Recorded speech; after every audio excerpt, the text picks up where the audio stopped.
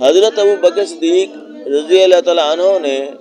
جو احکامات اپنے ماتحتوں کو زکوٰۃ وصول کرنے کے تحریر فرمائے، ان میں زکوٰۃ کی تفصیل تحریر فرمائی اور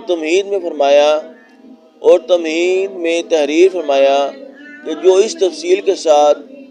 زکوٰۃ وصول کرے اس کو دی جائے، اور جو اس سے زیادہ لینا چاہے اس کو نہ دی جائے۔ حضور اقدس صلی اللہ علیہ وآلہ وسلم نے جب حضرت معاذ رضی اللہ عنہ کو یمن کا حاکم بنا کر بھیجا تو نماز کے حکم کے بعد